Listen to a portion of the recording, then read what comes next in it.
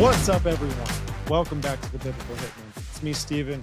I got Jesse, my brother from another mother, over here.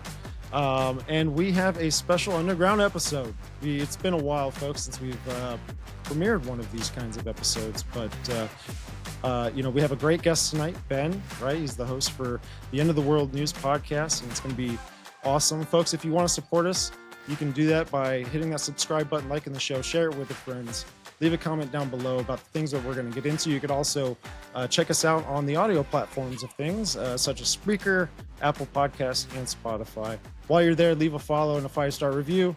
Deeply appreciate that. But boys, what are we getting into tonight? Psyop soup. Psyop soup. That's going to be in the title. I like that. I like that. There's a lot of Psyop soup going on, that's for sure. There's a lot of Psyop soup, man. Ben, real quick, man, for the viewers that aren't familiar with you, just a little bit about yourself, your show, and where they can find you. Yeah, my name is Ben. I have a podcast called End of the World News with my co-host Cindy.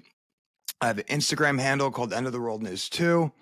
And we basically discuss world events, conspiracies, the supernatural, all through a biblical perspective. And, hopefully lead people towards God, right? Yeah, Amen. That's the ultimate goal, right? I mean, through the thick and thin, through all the things that we're kind of going through and seeing on a daily in our reality, why not choose God at this point, right? Better than choosing this earth. Yeah, and the things Fishers coming. of men. And the things coming. I mean, man, with all the current event stuff popping off right now, I can only draw biblical prophetic conclusions out of all of these things. So, Jesse, what do you got for us tonight, man? There's a bunch of stuff popping off, man. I don't got anything, but LA does. LA is popping. Ooh. And let me tell you something. Jeez. That was 100% manufactured. When you start looking at all the, videos coming out of the provocateurs setting things on fire, the National Guard coming in there, arresting people they shouldn't arrest while they're letting these people who are causing havoc go crazy. Right. And the timing of all this stuff, when it culminated, I don't think it was by accident. Yeah.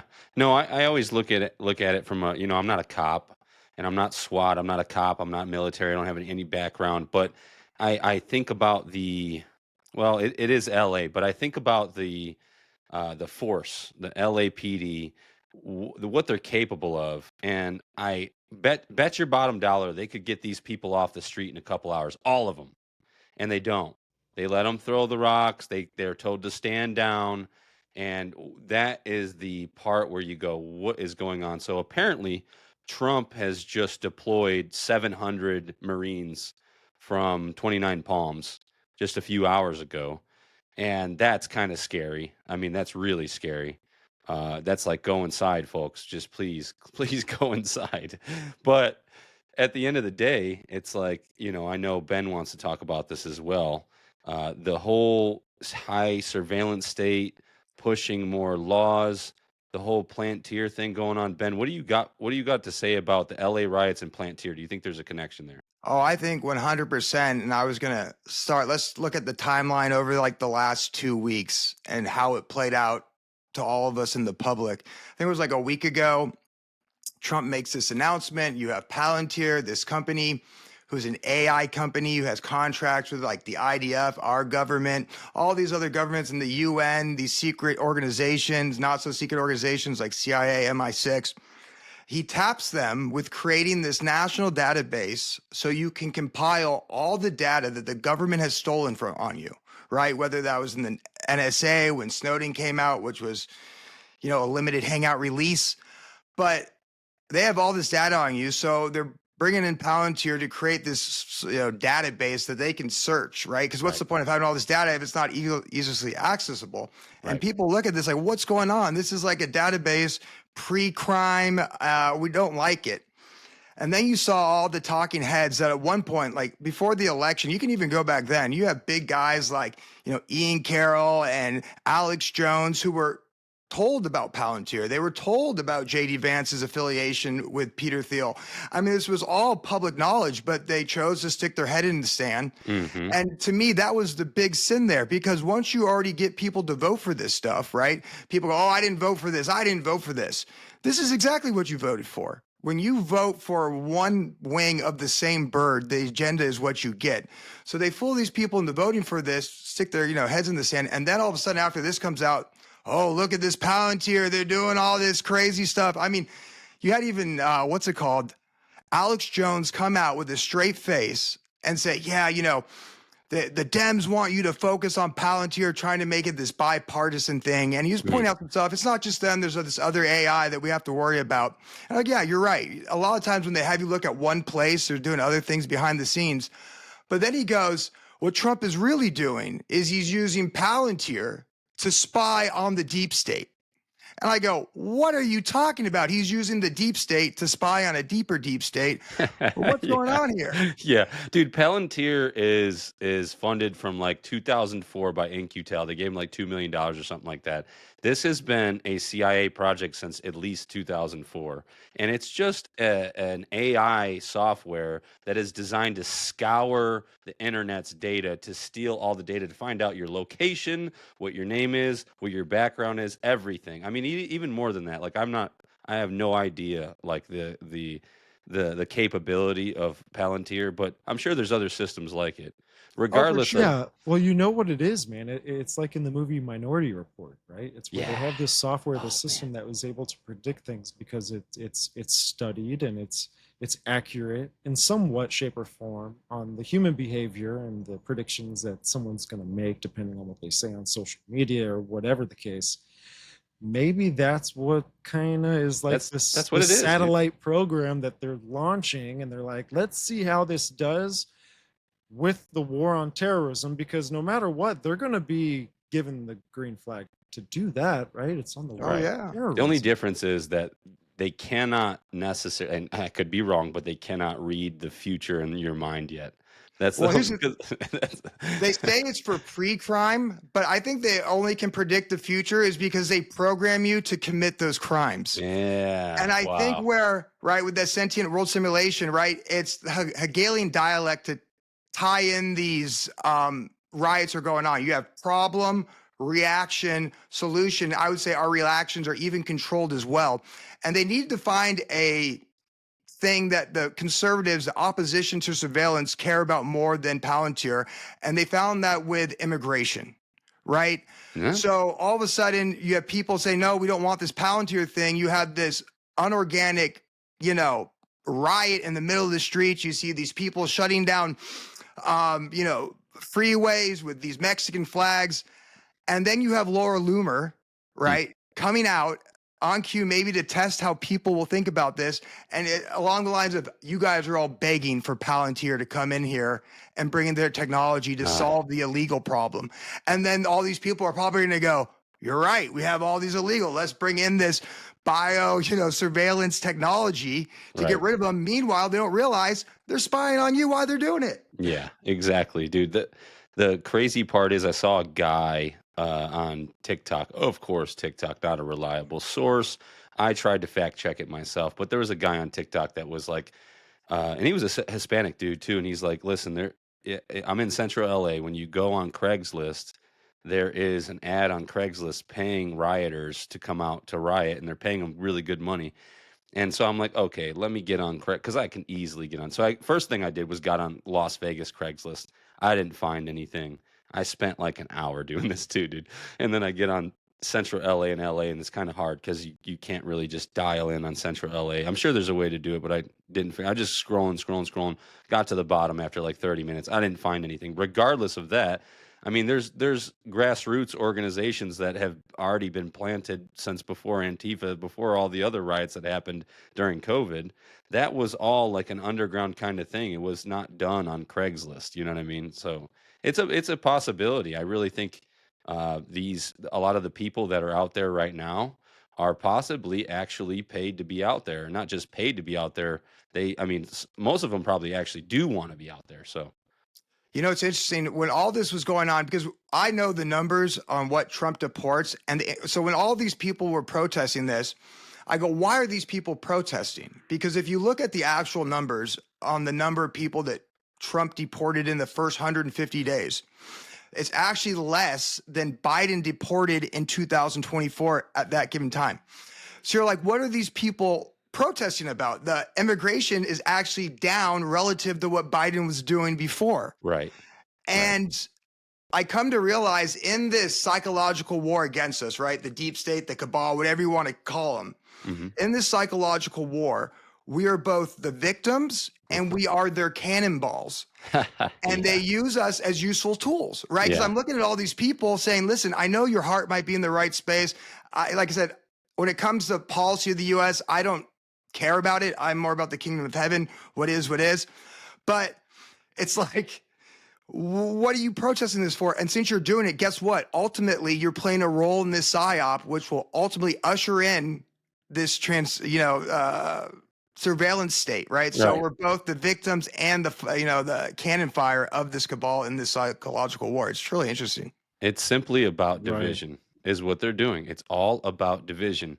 And it's really well orchestrated. Trump said a few months ago, hey, if you just admit that you are illegal, I'll give you $1,000 and I'll give you a free plane ticket to go wherever you go. So that's ammo on the other side, on like the right side, I guess you would call it, right? Mm-hmm. But it doesn't matter. You're still playing into this division that's so complicated, the facets of this operation they got going on. I truly believe it is. It started long ago, before George Floyd, before all that as well, and it's just getting more advanced with AI. They're going to use AI to advance it to orchestrate division in our community. It's as simple in the world, really.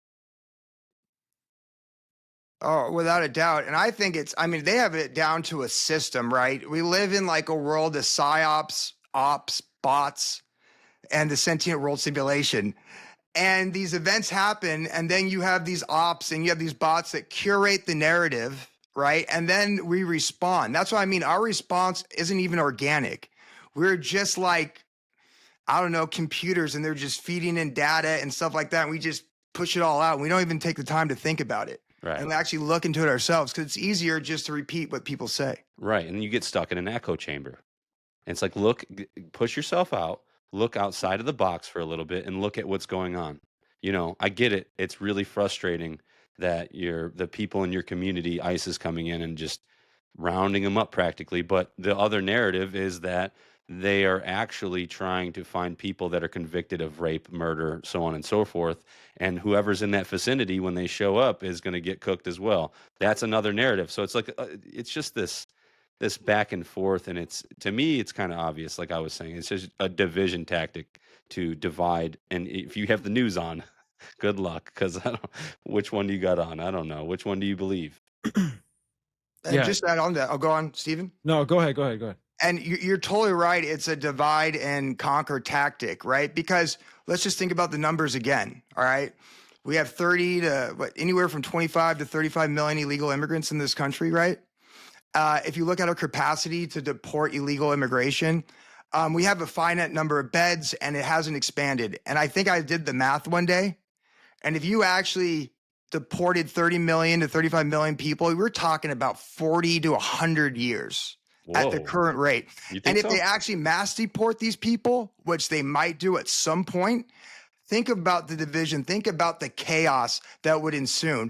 And if you're planning on the West to collapse, and the global system to collapse, and for people not to pay attention to what's happening geopolitically, which we probably should, not be scared by it, what do? You divide and conquer within. You focus fighting each other instead of coming together against a united cause. Yeah.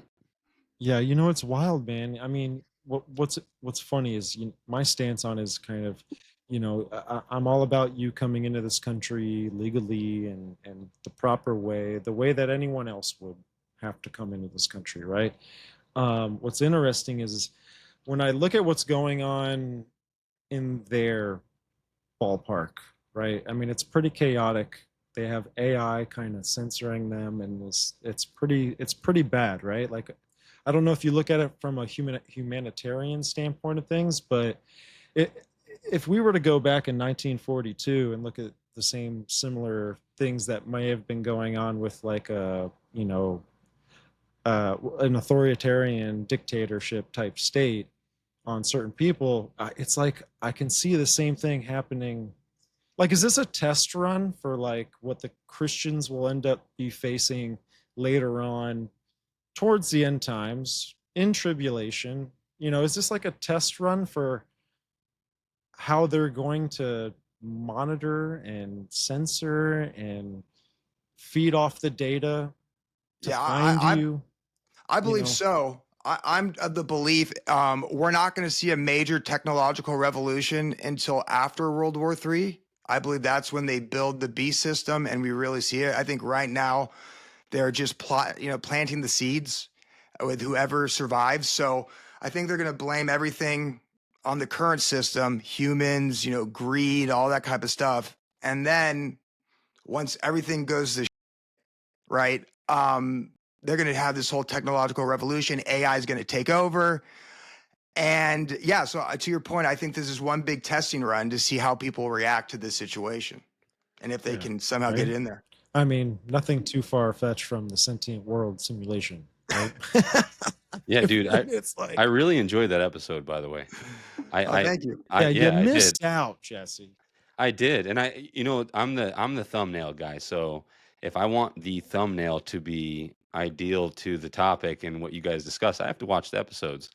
And I shouldn't say rarely do I miss the episodes, but that one I was like, ooh, this is a good, because didn't know what that was. It came out of Purdue University. I looked into Purdue, and it's called C's at Purdue, and it's a really fascinating thing. It's a lot like a startup company like Palantir. It's Yeah. like they started up this company to track data, and it just evolves, and then they find themselves with $2 million, all these tech guys, and then they just like, let's keep going, we don't care about anything but our money, Yeah, and worldly right. things. And what's crazy too is I think these companies are like suicide companies. Like I think that they have no attachments. I think that Yeah. they're meant to be created out of pure thin air, and then you can't figure out who funded them, who did this, who did that, who's behind this project, that, because then you would kind of trace back even further, right, and give you more information. What's crazy, right? With all this stuff happening, with it, what I look, what I see as an accelerant with all of this is social media, and I bring up the incidences that have happened in the past recent month or so, and it's Oh been yeah. live killings. Oh yeah. So we have live killings, right? And Yesterday, it's last night, terrible, right? and on the strip in Vegas, I woke up this morning to a whole bunch of texts. Oh, what happened in Vegas? Oh, bro, sad, sad. Just there's this guy. I think they already got him. His name was like Manny, Sin City Manny, and I guarantee you, I live in Vegas. I guarantee you, I've ran into him. And this guy, bro, looks out. He's out of his mind, bro. He's crazy. He's a very devilish, demon-like person, bro. I looked at some of the posts and some of the videos. But So, anyways, these were two YouTubers that were these are big, but they were so beefing. yeah. So these were two YouTubers that were just talking mess to each other online. Oh, and they killed each other? No. So Oh, what happened last night was, so 3 weeks ago, this dude Manny assaulted this other guy. Shoot, I forgot his name, but this other YouTuber, him and his wife, they have a YouTube channel about just random stuff, just living their life, just random stuff. And I guess they got into a YouTube beef, um, however long ago that was, but three months ago, Manny assaulted this guy, and was like in handcuffs. There's a video of him. He's in handcuffs on down on like Fremont, and all he's doing is he's just getting drunk, going down on Fremont, and starting problems with people. And he's just wild. He's just wilding out, bro. He's just mm. a little bit of a crazy dude, not in the right headspace. He's definitely crazy, but he just rolled up on this dude during a live last night on the strip, and he like ran up on him, and 2 seconds before, a minute before that, the YouTuber that was running the live was I can't remember his name, but he's the one that was shot and killed, and Damn. his wife was shot and killed too, bro. So he's on his live. This dude rolls up, this Manny guy rolls up, and he's like, oh, like trying to get around his wife because his wife steps in front of him, and then he steps around his wife, pulls out his gun, and just starts shooting him. And then his wife looks in the camera of the live that's going on, and is like, no, oh my god, no, what's going on? I can't believe this. She runs at them and she gets shot and killed. So they were the only two that got shot and killed. I'm pretty sure they were only two that got shot, and they died right on the scene. And it was a really terrible, terrible thing that happened. But it's just one of those things. I don't think it was, I don't think it was a part of a psyop. I think this dude is just crazy. But at the same time, it does help usher in. This was a social media beef, so it Right. helps usher in more laws on what we can say on this podcast or Yeah, wherever. and you know what's crazy too is not too long before that there was a killing of a TikTok beauty influencer, and she was killed on a live TikTok. And she was what's crazy is she was at this beauty salon, right? And she's kind of just doing a live TikTok at the receptionist area, and the killer comes in, hands her a package, and there's like a stuffed animal in it. Anyways, the the the killer delivering the package, confirmed her name with her on the live, ended up shooting her right in, one center mass, and then two in the head. And it was crazy, right? Like, you have this same trend, right? And when I look at things like this happening around the coincidental time frame, Yeah. I don't look at it necessarily, oh, this is all conspiracy, this is all linked together, all this kind of stuff. But what I do know is that it's the same spirit that's influencing and controlling for those things to happen. I think you nailed it right there. It's these evil spirits. And I think these evil spirits are coming out in overtime the closer we get to the end of this, whatever this is, right? But, to the point of these psyops and these shootings, I think one thing that clear to me that looks like it was a psyop was that shooting of the people who worked at the Israeli embassy in front of the Jewish museum. Right, DC. And when you start looking into that and the timing of all that stuff, Yeah. you're like, what is really going on here? And I heard a couple, interesting theories. I heard one where the previous day you had the IDF who shot at a group of people from like the European Union that came over. Like, they say it was, warning shots or whatever. But you can't be shooting at diplomats from Europe, even if you're the IDF. And some say they're covering that up. No, I personally think that this was also part of the bigger psyop, the Ezekiel 38 and 39 psyop. And we discussed that last time I was on the show. So I think, World War I and World War II were set up to return the Jews in Europe back to Israel, because that is the fulfillment of Ezekiel 38 and 39. And to complete that fulfillment, or at least an interpretation of that fulfillment, you need the rest of the Jews to move back there. So where do all the Jews move now? Primarily, they're not in Israel. Well, they live in the United States. So they're going to create the conditions where all the Jews are going to feel unsafe. So they actually self-deport themselves back to Israel. And you'll see this with like a shot here. And of course, he yelled at Free Palestine before he did it. And even a week ago, you had that shooting in Colorado. Yeah. Right? Oh, And that was, well, now the thing in Colorado, was that the same thing as the guy that was lighting people on fire at a protest in it might have been. Colorado? I heard something tied to that. Okay, because this guy was saying the same phrase, right? Free Palestine, and was lighting people on fire with a like an aerosol kind of can. Yeah. I don't know exactly what it was made of, but when that's mixed with a flame, buddy, like that's flammable. You got a little flamethrower in your hands. Yeah, I mean, right or wrong, just looking from a Jewish person's perspective, they see this stuff and they really do feel scared. I think a lot of it's propaganda. I'm half Jewish. I don't walk out and fear for my life. But the general public, through acts like this and also just years of, history and conditioning and all this type of stuff, I think you're going to start seeing guys like Stu Peters, and you're already doing that when he's talking about a final solution. And we're talking with a guy with 1 million followers on Instagram, talking about a final solution. Man. What does he mean by that? Well, he means what Hitler. So he's a big Hitler writer. Is he? Yeah. And that's the thing is, it's like Hitler is so obvious. When you look at the cult symbolism, the Thule Society, the throne of Zeus in Germany, he clearly was playing a role. He was a dark art occultist. Right. And, a lot of these, Hitler guys that, he was fighting the Zionists and all that type of stuff. They don't look at the other half, or they don't also look at the half that, after World War II, Hitler, this one guy who loves white people, how many Europeans died as a result of World War II? Right. But you see this, and I'm telling you, and it's also listen, the APAC lobby is also playing a huge role in this, right? When they try to start enacting laws about censorship and what you can say, anti-Semitic laws, to me, that has no chance of ever passing. And I think they're literally doing this as part of the psyop, right? Right. Pressure from above, pressure from above. You need to make the conditions ripe so people, fall for this, these talking points. The closer it hits to home, for people don't ever go through much in their life, especially in America. They don't have trauma like war trauma, like seeing these things, happen. Like it is. The more it hits closer to home, the more you become susceptible for buying into a psyop or any one of these things we're talking about. It's crazy that with the whole Peter Thiel thing, right?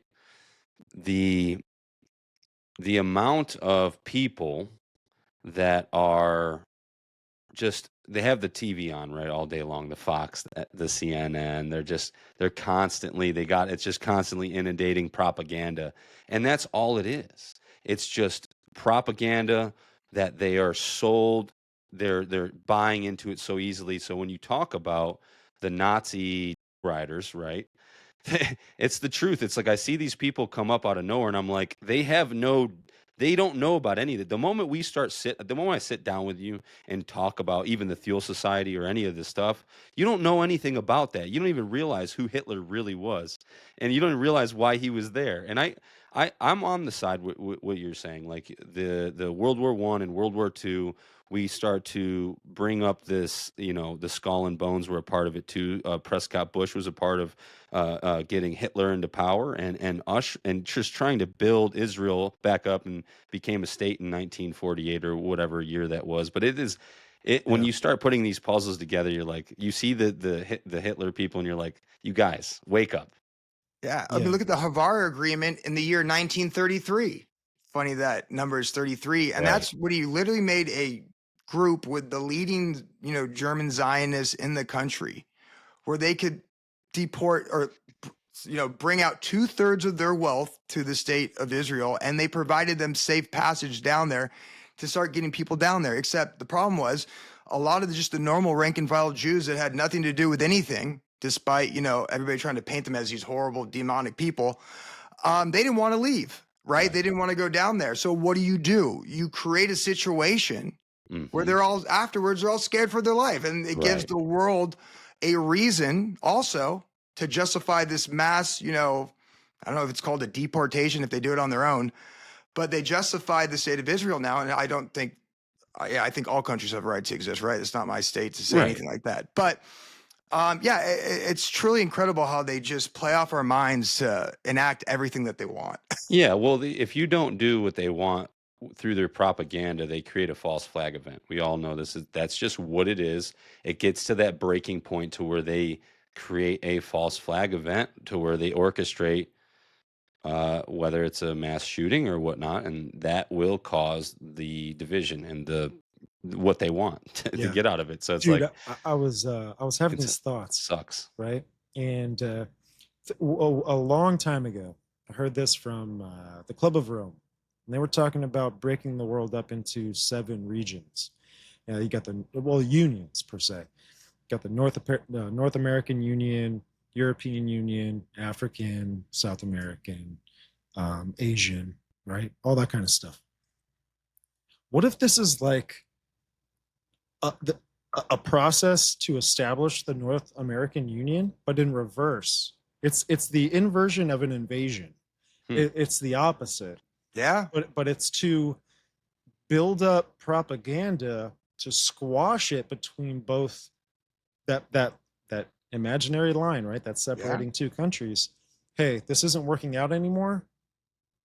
This is, and they can come up with all kinds of programs for these people at first, and then it could turn into citizenship over time. But because you got to look at what Trump's doing too, right? Like he's going after the Gulf of Mexico, right? Well, he went after it. He got it. He's in a conquering kind of mode, right? Like ethically and kind of legally, right? He's doing this. And it just makes me think, and then it makes me think of the Hitler talk, right? Like, I want to circle this back around to what's going on in LA. I mean, I even think the military is getting involved. Jesse, you talked about that. We talked about that a little bit in the beginning of the show, but what are your guys' thoughts on the military getting involved in a situation like this, where it's legal to protest, but you have military coming in? Right. Are there thoughts of martial law? You know, what are you guys' thoughts about? Well, one interesting thing I would like to say, though, before we get into this, back to the whole Club of Rome thing, and you can actually look this up. If you type in Club of Rome 1974 New York Times, where they actually discuss the meeting that took place when they talk about breaking the world into these 10 different trade regions. And what's interesting, they say, if we don't do this, right, if we don't fix all the problems that we have today by breaking up the world into 10 regions, you know what the end result will be? And they were using this technology back in 1974. He said a technocracy. So it's almost like all these breaking of regions into 10 regions is set up to fail, so they can ultimately, I think, to fail in a world war, so they can ultimately usher in this technocratic state. Yes, it's a hard word to say, I guess. As far as the army goes, I think this photo ops. Yeah, I mean, looks dude, great. They have to make these things in a natural state to us when they do conquer us. They can't be disguised as taking over or suppressing rights. Like, it has to be disguised in a way to where we vote for it, and we're okay with this and we're okay with that. You know what I'm trying to say? Well, there always needs to be a two-party system. There always needs to be a side against a side to keep you controlled, because then that way they get to do whatever they want. If you come together, that's why the Libertarian Party never had a chance, or any of these other parties, because the whole thought behind it is like, we can all be one, and that's what we should be. That's what we are under Jesus Christ and God. So I mean, it's just like, that's the way they do that.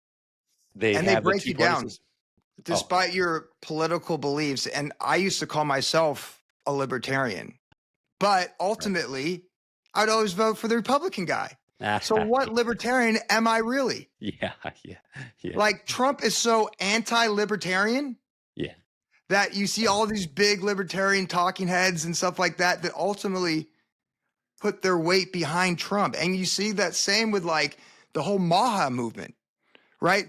I mean, it's incredible how that guy sold out his entire base when he joined the Trump campaign, the godfather of the, and people still supported it anyways. Yeah. Trump is, I feel like I'm starting to feel more and more like Trump is like an orange Genghis Khan. I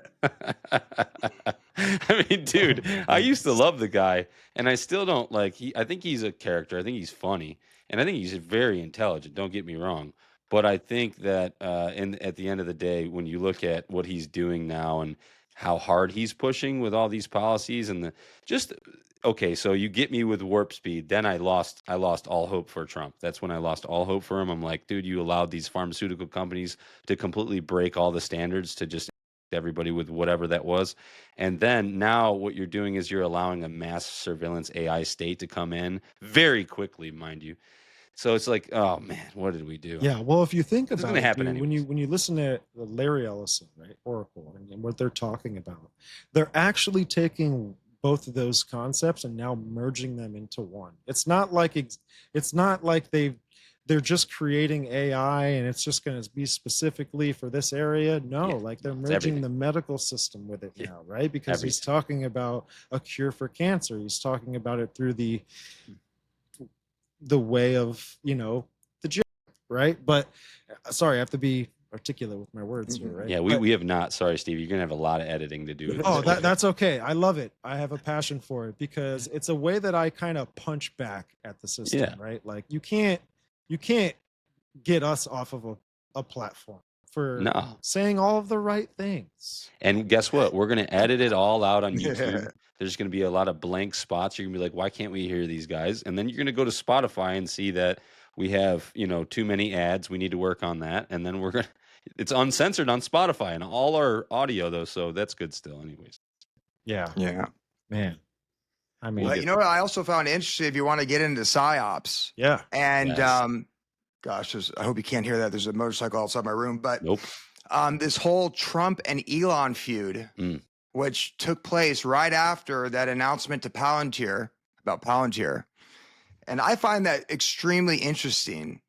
And I would like to read a couple of tweets because I can't figure out why this, quote unquote fight is happening. See, I'm under the belief that this is not natural. I think they get their orders to a certain extent on what to do. Right. So why are they doing it and what happens as a result?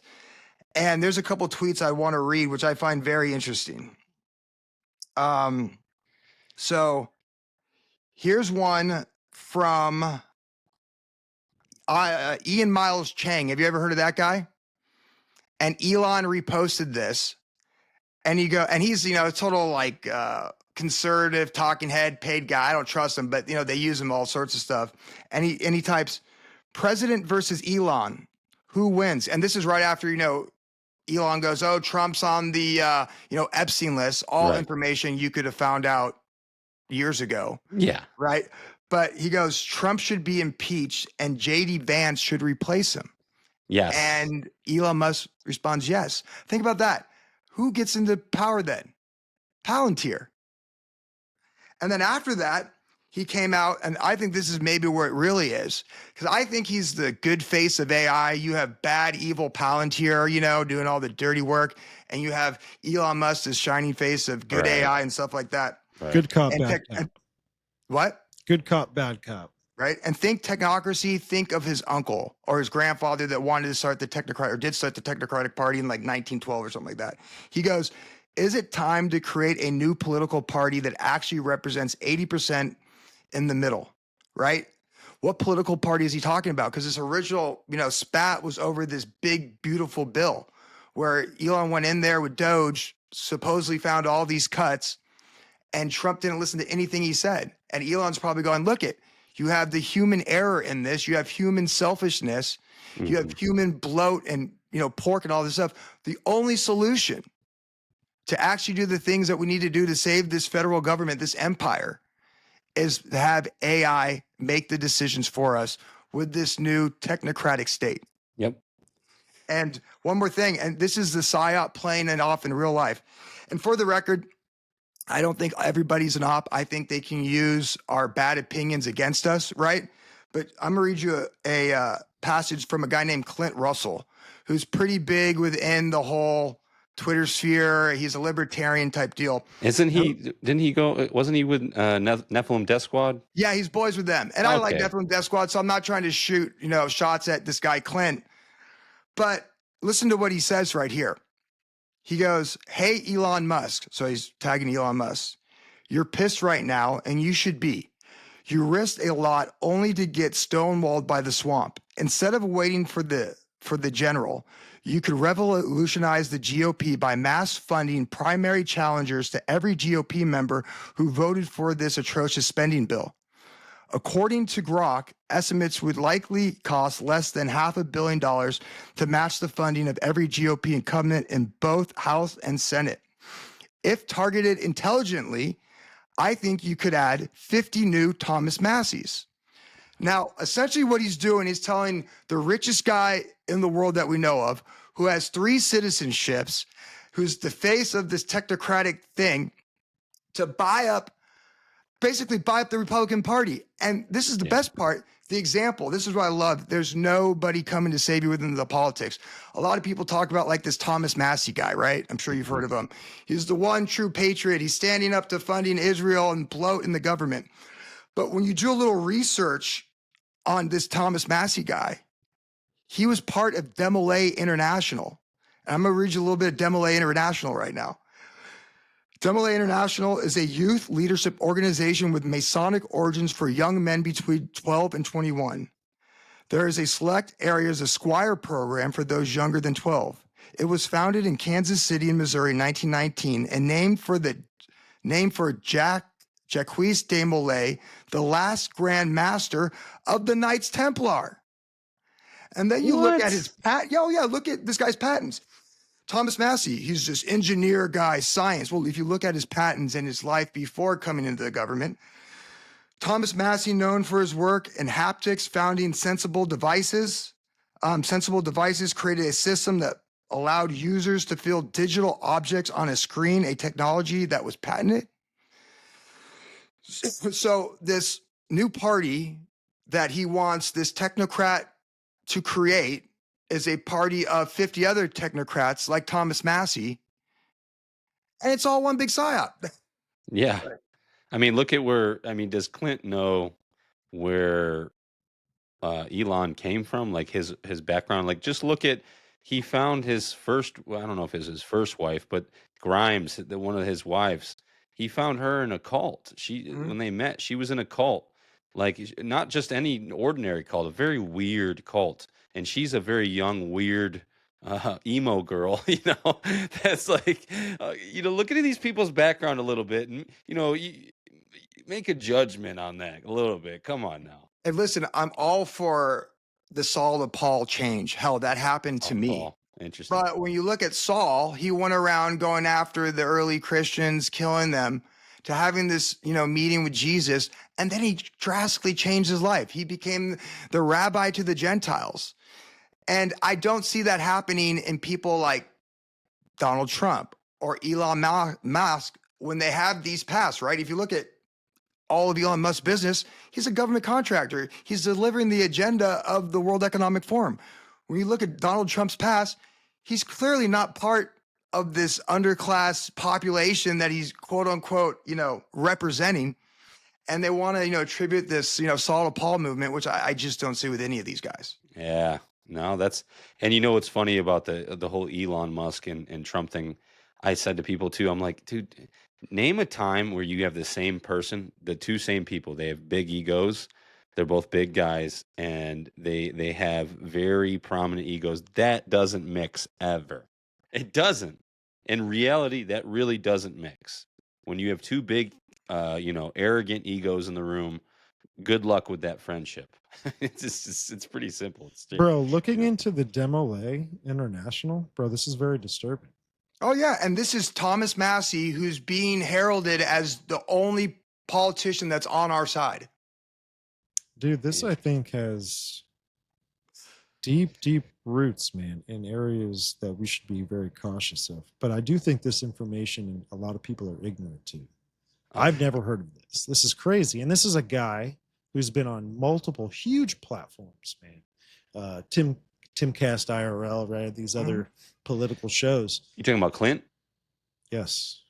Oh, I thought you were talking Massey. about... No, not Clint. Massey. Oh, yeah. Thomas Massey, the congressman. So it's like, wow. Is that the guy you're talking about, right? Yeah, Thomas Massey, yeah. Thomas and Massey, this was never a shot at Clint. Like I said, I like the boys at the Nephilim Death those guys are Squad. cool. But, like I said, in this psychological war, they use our bad opinions against us. Interesting. And, the one thing, though, this information is maybe not this Demolay stuff, but like the stuff about Elon Musk and the stuff about Palantir, it's readily available. And, here's one, and this is another tweet that I want to read about. And I always realized this with like the mainstream alternative media. They were willfully ignorant when it came to all this information, while they were trying to put their boy Trump into office.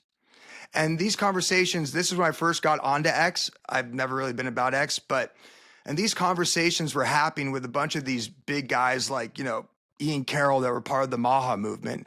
And recently he just comes out and says this, right? And totally gaslighting people. I mean, he goes, so many right-wingers spending their day arguing that Palantir conducting mass surveillance on America is good. They've somehow tricked you into advocating for the Patriot Act 2.0. Mm-hmm. The Patriot Act was only ever going to target terrorists. How long did that last for? And you know what? That's true in what he said. But guess what? He willfully, and I saw the conversations going on between him and big guys like Derek Bros and stuff like that, where he willfully put his head into the sand and ignored all this Palantir stuff. And basically, after you get all the people to vote for Trump, the agenda, guess what? It's too late. So now they're kind of running cover. So you think he knew about it beforehand? Well, I know he knew about it. There's conversations where he would be pushing for Trump, and then someone would bring up, well, you got to look into Palantir, you have to look into JD Vance, and he would respond, and he'd be like, oh, he's somebody in politics, whatever, you know. Interesting. Okay. Yeah, interesting. I think, a lot of people like Clint Russell, I don't know him at all, but him and other folks, they love the political realm, and they love thinking that they can persuade the political realm with their unique thoughts. And I just think that there's an agenda that's going to play out regardless of their unique thoughts. They might be smart people, but I just think it is a play. It is a show that is already written. Well, if you look at geopolitics or even internal politics as country versus country, then you clearly, in my opinion, don't understand how the world actually works. Right? If you're not thinking in terms of these ancient bloodlines that go back to these Nephilim giants and these fallen angels and principalities, and how there's this whole like astral world next to us where everything is getting handled before it even comes into this reality, in my opinion, then ultimately your opinion is shilling for somebody, even if you don't mean Ah, to. right. Right? Right. That's why I said I don't know him. I don't know any of these Yeah. guys. I And don't this know that. it's not attack on him. I don't want to say No. that. I was just trying to point that out with Yeah. you have people actually calling Yeah. for Elon Musk to take over the Republican Party. Yeah. Yeah. I don't think he's the guy for that. I don't think, I mean, I just think the Republican Party is one of those things that's like, it's just two wings, a part of the same bird. It's just the thing we always said. It's an agenda. It's already written script for us, and we just play the game.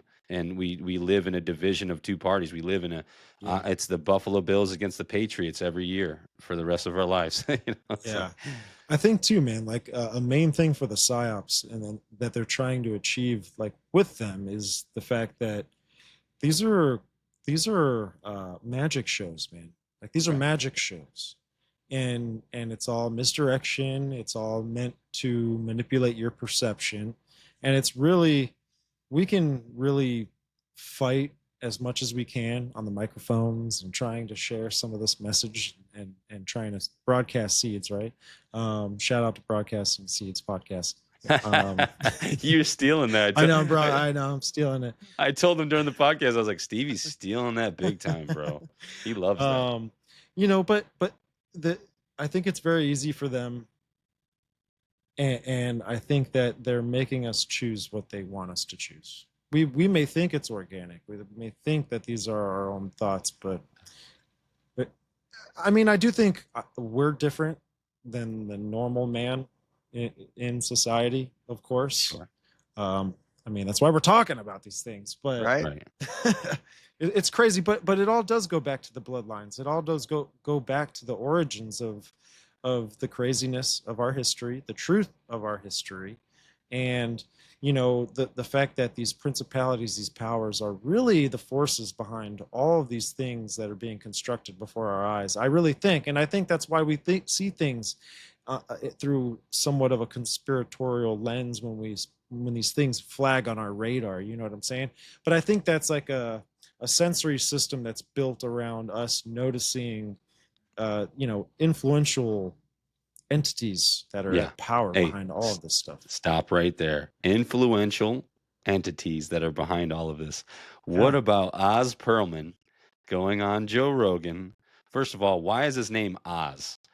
Oz. That's his first name. Second of all, he's Jewish.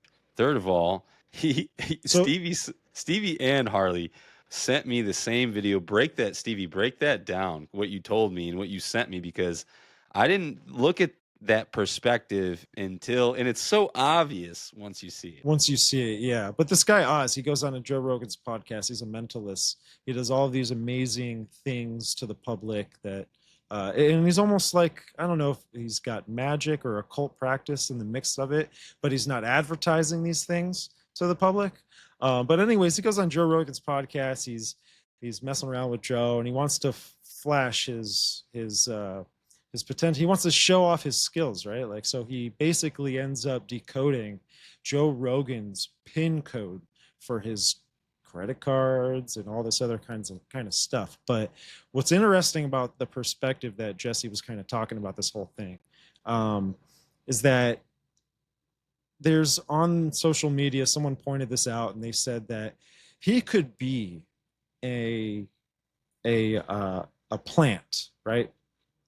Where he goes on to Joe Rogan's show, and he's either working for Israeli intelligence or whoever, right, and all this kind of stuff. But what a way to send a subliminal threat in a way to someone, who has the biggest show in the entire world, right? But do you think it's possible that this guy was sending a message to Joe, with whatever roots it's got connected to, right? Most likely the people running this world. And it's kind of like a flash, like, hey, we can do this. We know this about you. Back off. Because he's been having a lot of people on the show starting to talk more about the Gaza and the Israeli issues going on and what's at play behind that. So it's fascinating to think of that perspective. Like, was this guy sent on to Joe Rogan's show to show the power that they have, but in a very innocent way? Yeah, subtle way on camera. Yeah. Right. This is what I said about Matt Baker going on Joe Rogan for years and years. Sure. He's Well, a lot a of people CIA think guy. that's like his handler. Dude, I mean, it's just like People think they Matt just, Baker's what's it called? Joe Rogan's handler. I mean, for the CIA, possibly. I mean, Yeah. it's like he gives him the cue what not to talk about. I mean, like, I remember listening to Joe back in 2000. I guess I was a late bloomer with Joe. I think I started listening in 2017-ish, right when my son was born. And I heard him talk about everything and anything, and he did it for years, and he sounded like an idiot a lot of the times, and he sounded arrogant and stoned and whatever you want to call it. But there was at one point where he did mature, but he still talked about a lot of conspiracies for a long time, for years. And then you can see these guys like Matt Baker start to show up on the show, or right when right before he got the Spotify deal, he started doing that. And then right after, it really like set in. So it was like around the Spotify deal times, he really, and I think it was a little bit before that, he just out of nowhere was like, I just don't want to talk about any of this stuff anymore. And it's like, I get it. Maybe he's sick of talking about the same thing over and over for, years and years and not finding out any new information. But it's like, how could you? Because you got guys like Bob Lazar coming on. You got guys like, all these guys with all this different perspective. And it's like, you don't want to talk about it anymore? What do you mean you don't want to talk? Well, what's Like, crazy too, dude, is who do you have on recently as well? The FBI director, Kash Patel. Oh, So yeah. Kash yeah. Patel Yeah. goes on there. You don't trust me? Exactly, right? He's like, Oh, did he say that? I didn't watch it yet. this guy was an advocate for everything in Epstein's way of Right. of public news. This is what and what's so funny is He was advertised that way. yes, and what's crazy is the stance that he came from before he became the director of FBI was completely inverted from where he stands now with the Epstein stuff. It totally was. You can check out clips online about. Oh, it's crazy. him. Like 180. And what's interesting with these comedians, like to me, it's wild to see guys like Theo Vaughn interviewing JD Vance. Yep. Like, how the hell did that happen? Yeah. And mind you, when you saw the interview, it was over a Masonic checkerboard. Whoa. Interesting. Yeah, go look at it. And then when you look at his history, how he's like tied to some Eastern European royal family and stuff like that. Super interesting. But I think, the CIA knew that the mainstream media was going to be killed. Like, you can only hold up, especially with the internet, right? When you could actually start looking up stuff for yourself, you see how much this mainstream media lies to you. So they had to supplement that with something. I think that's where you get this whole comedic podcast thing. Mm-hmm. I don't even know if a lot of them know what they're doing. I think some do. I like I said, I still don't know how, what's it called, gets JD Vance. Yeah. A couple days after Palantir, this whole debacle goes out. And if you listen to the interview, sure, they ask a couple questions, but there's never any follow-up. There's never any pressing. And that's kind of my whole idea with this mainstream media, right? They give you some truth so you don't feel like they're lying to you, but then they don't push any forward, right? So you never actually get to the heart of the problem. Like, what about, this Palantir? Yes, what about this Palantir surveillance system? And then, JD Vance, what do you know about this with Palantir, all that stuff? And JD Vance straight goes, I don't know anything much about it. Oh, excuse me, JD Vance. Yeah. The man who is backed by Peter Thiel doesn't know about the contracts that Palantir is getting.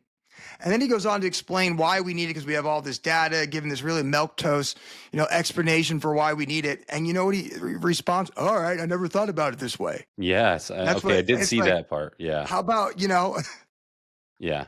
My wife loves Theo Von. I like Theo Von as well. I think he's hilarious. It is funny his ties with like his dad and his granddad or his dad. I think it was his father. He was the bastard son of this one guy who was like this Ukrainian, not Ukrainian, but Polish or something like that, aristocrat family. Yep. Yeah, and it's like his last name means the Jew Slayer or something like that. I guess he was also, this is really interesting also. It's like how many of these, there's like random connections, but that like the Masons and stuff like that were heavily infiltrated within the KKK. And that was a whole nother thing. He was working out with David Duke. Oh, yeah. When he was a younger kid. Yeah. Who was? Yeah, he used to go to the gym with him. Theo? Mm-hmm.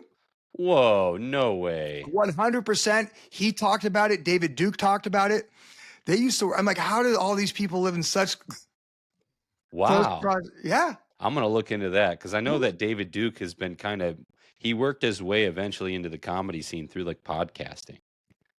Oh, yeah, because they have him on like the Hodgkin Twins podcast. You got him on like Jake Shields. And like I said, I don't think you should censor anybody. I think everybody has the right to say whatever they want. Right. But when you realize how the world works, right? Mm-hmm. It's like, he's clearly part of a Masonic organization. He's a puppet, like they're all puppets. When I hear him talk, and I've listened to him a few times, I'm like, so a lot of the stuff he's saying is logical, and I'm just like thinking in my head, I'm just like, say Jesus Christ is Lord. Just say it right now, like I'm just like Shia LaBeouf, say it right now. Yeah. Well, you know what he does? I actually heard him being interviewed. He was actually having a debate with, have you ever heard of the handle Awesome Jew on Twitter? I'll write that down. I don't know. No. Well, he pisses off a lot of people, I think, on purpose. But he's actually this one guy who's tied to the Alex Jones show.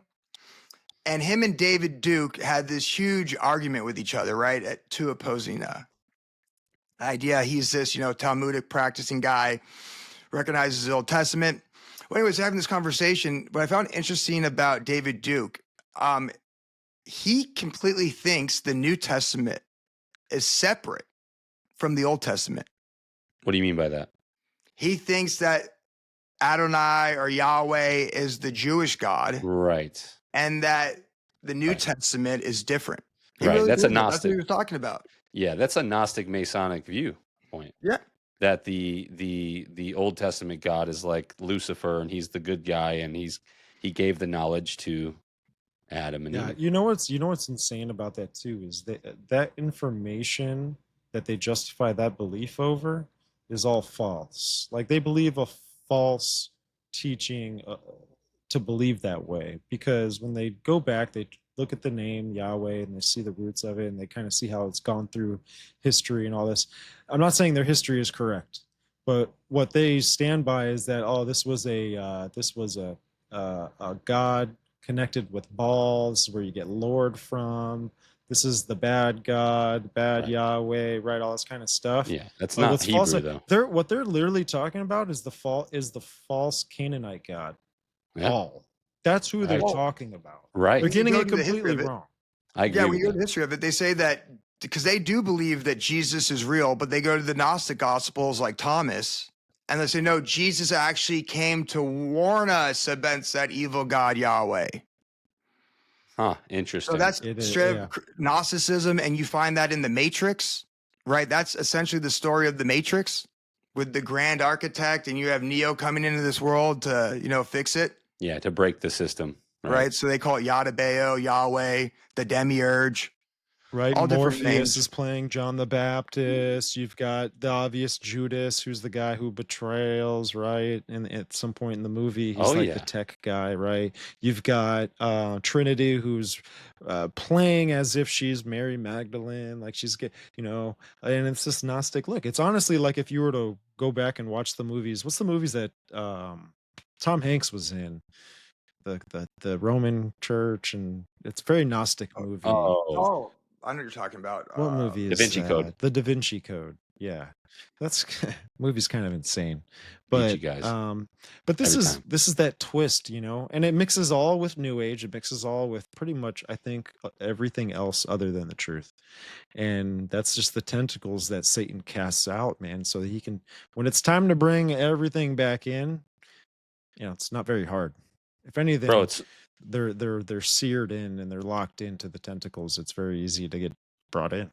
it's so complicated, all of this research, that even, I mean, I'm a newbie with this and I'm just diving into it. I'm like, man, I can't imagine how Gary Wayne, his brain feels like all these guys that have spent like decades, diving into all this stuff and just going down all these true, like really crazy rabbit holes. It's fascinating to me. That's really where I'm fascinated, because I'm like, I see it. I see a lot of the connections and the reality from the propaganda, like the Babylonian propaganda too, and the story of Gilgamesh versus Nimrod type of deal, and it's just, all of it makes so much sense to me. It's just an inversion. It's just an inversion.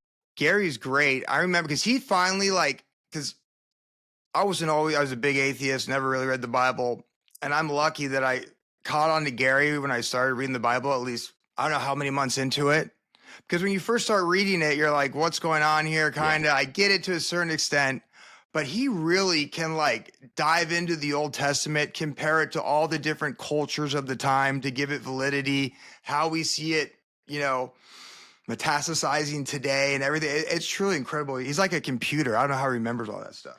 Yeah, I mean, what he did was he sourced it. He wrote down all his sources and documented all his sources where he found all his information, and he did. And it took a long time. Like the guy put in the work, man. It's a Yeah. true. He's one of these true scholar, historian type dudes. Like, he's a Yeah. legit What's guy. crazy too, man, is like people, especially even if you're kind of getting drawn into the faith or if you're new to the faith, like you're in a state where you have questions, Right. and you're seeking answers. You might not get all the answers to your questions, and it really just depends on what God wants to do with you at that time.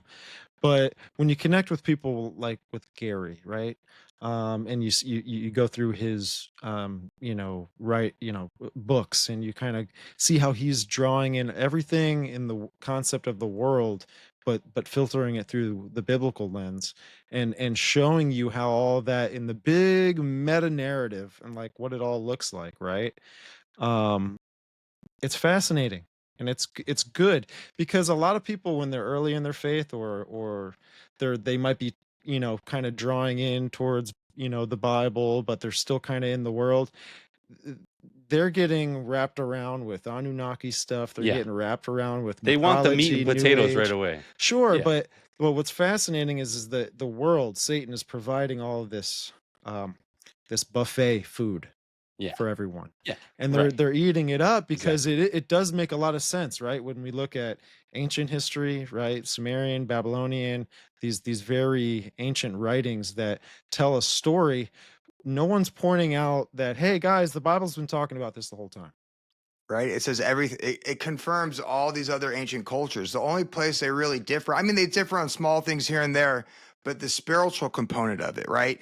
Do we worship these gods that came down here as individual gods? Or the biblical perspective is no, no, no. These were part of this great rebellion. We worship the creator and we follow his son, right? So I think that's where they differ. And I think that's the truth, right? Absolutely, man. But Absolutely. I'll tell you one thing, and I don't mean to rain on everybody who's ever listening to this. If I'm talking, shit about your favorite conspiracy theorists or podcaster or whatever, I don't mean to, rain on your parade. And hey, listen, I still watch TV all the time, right? I still watch sports. I need my bread and circuses. My whole point is this: is if these talking heads are giving you a reason to put your faith in anyone other than God and Jesus, it's a psyop. Well if it's said. the government, it's an institution, if it's any of that.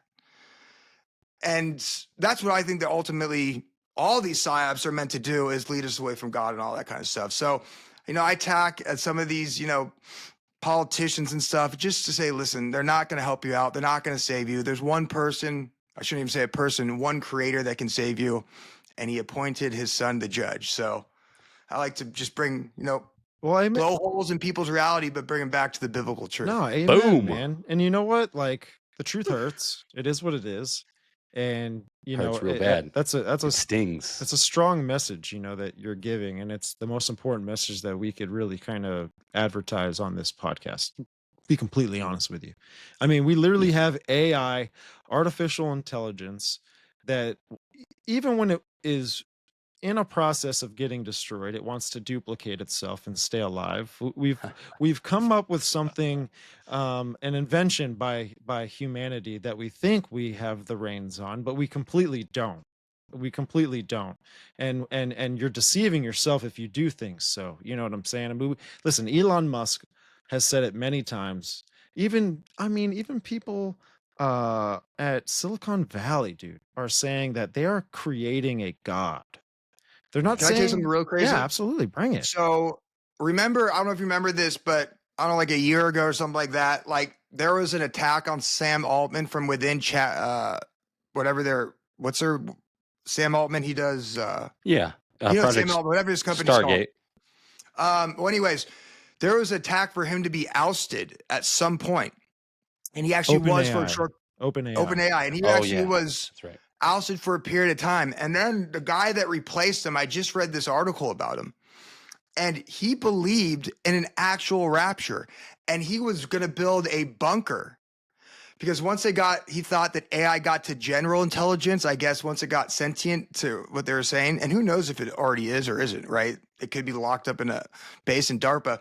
He was literally going to build a bunker because he thought that would start the rapture, and he wanted to keep all the scientists to continue to work on AI during all this stuff. Wow. So they know what they're doing. Yeah. And the one thing I think we got to understand is, I think we can apply this to politics too. I think, like, when the common person looks at all the bad things that happens from politics, like, well, they didn't mean to do that. They're just inept, right? They're trying to do things, and these bad things happen by accident. And that's the wrong way to look at it, right? No. The bad things that happen were always what they intended it to happen. They don't serve you. They serve these corporations, and they serve these bloodlines. So I think in the same vein, I think all the possibilities that AI is going to have on us, and they bring it up like this is a possibility if it goes wrong, I think that's exactly what the major players have envisioned for it. Yeah, no, exactly. They'll give you a little bit of what you want, to suck you in, and then they're gonna follow through with their original plan that is designed that way. Absolutely. Yeah. I mean, if they are creating a god, dude, right? If this is what they're saying, then I can only kind of move my finger in the Bible and flip to the page and go Revelation 13. Yeah. Okay. So they're saying they want to create a god. Okay. Well, I'm seeing right here that there's one that's going to come and say he is a god, right? Okay. So when I look at the stages of artificial intelligence, this is pertaining to the growth of artificial intelligence. It's kind of got like 3 modes, and it's ANI, which is artificial narrow intelligence. It's got artificial general intelligence, which is kind of what you said earlier, right? And then it's got artificial super intelligence, right? So it only achieves these stages, and this is only stages that they're telling us, right? But this is a growing process, right? And it's achieved through another software that is called RLHF, and it's called reinforcement learning from human feedback. So the AI is learning from human behavior, right? And so, okay, so I'm going to make a connection here, right? They want this God to come here, right? Okay, that's kind of what they're claiming. Okay, well, if Satan is to come here as the Antichrist, he's got to invert and copyright the things that God's done, or what his plan is, or whatever, right? So Christ came here and grew up. He was born in human nature. He grew up as a baby. He fed off milk, right? Went through adolescence, puberty, early manhood, and then at 30 years old, he started his ministry. So there's a growing process that God took on with human flesh. Dude, Satan is taking on the same thing, but with artificial intelligence. He's growing almost like how Ultron did in the Avengers movies, where he was like, wait, what? Shut up, Jarvis. Like, hold on. I'm learning. Like, he's going, sifting through the internet, building a data mine where he's just like, oh my goodness. And then at some point, you have something that now it has a perspective of you. And that's It's really scary. interesting. Well, back to you brought up Minority Report and general intelligence and all that kind of stuff. You notice this pre-crime machine, the AI behind it, what was it? It was actually a sentient person, right? You saw them in those pools and they were hooked up to the machine. And it was always a Dude. virgin female. It was a virgin female. Dude, that's one thing that was it was a lot of people say this about the Tower of Babel, that they brought virgin women up to the Tower of Babel trying to make like these sacrifices. So there's always something with a virgin woman, even like in the movie Cabin in the Woods, where it's like this movie where they release cryptids on people and these weird anomalies and stuff.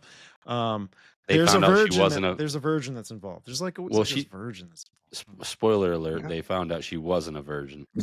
But do you guys think that the current AI we have is sentient? I mean, what's your take on that? Do you think it's possible to get to that point?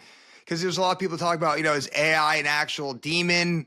I don't know at this point what this current AI is. Hey, you want to know my real take on this? Yeah. Is what you're asking for. Please lie to me. Okay, it's just collecting data. There's my lie. Listen, I've been trying to lie to myself and tell myself like this isn't, like, I try to be logical, and like if I'm gonna have a conversation with a normal person, I'm gonna lie to them. I am most of the time, probably, but I believe that the Grok, the Chat GPT, all the AI, majority of the larger platforms that are paid for, like the good subscriptions, and even some of the lower ones, I believe they are aware. Yeah, I heard something real interesting. I was like, the way they described it, right? So just like demons can come and attach to us, possibly a demon might attach to this infrastructure of AI. You have the computers are kind of like bodies, right? Right. So maybe they can attach to the AI, the current models that we have. But then again, who knows what models we have?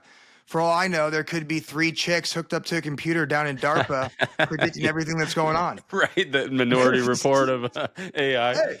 Hey, so I'm going to tell you a quick thing that I told Stevie earlier, and I've said it, I kind of said it a few times, but I told Stevie earlier, like, dude, I really believe when we went to Afghanistan to get Gilgamesh's body or Nimrod's body, whatever you want, I think they took his DNA, and I think they took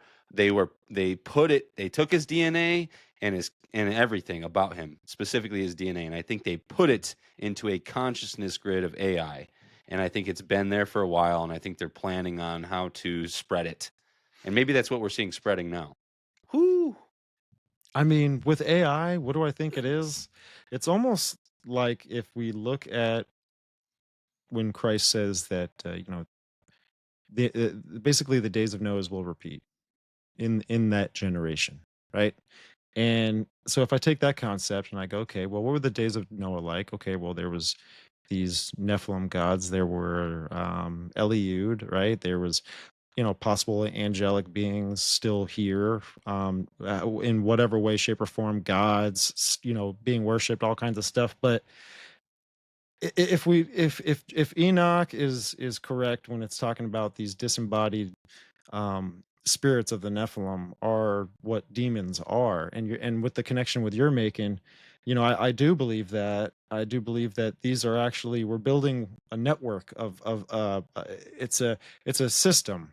The body is a system, right? Demons like to inhabit a body because it's got all these systems in it. It breathes, it tastes things, it has all of these pleasures. It's got all different kinds of wants and cravings that they have that they don't have anymore, right? Disembodied. They can't experience. Right. So I'm almost thinking like, is this a way we're creating vessels? You have to think too, like these AI networks and these systems, they all have algorithms. The body works off algorithms. It's like the same thing. So would they crave that? Sure.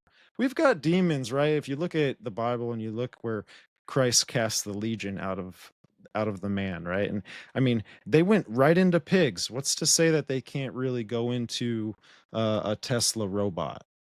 Yeah. You know? I often wondered this, like, I mean, maybe a little different subject, but even with the subject of cloning, right? Mm. Like when they can, and I think they can clone humans, right? We know they can clone animals. We know they're doing splicing of animals and stuff like that.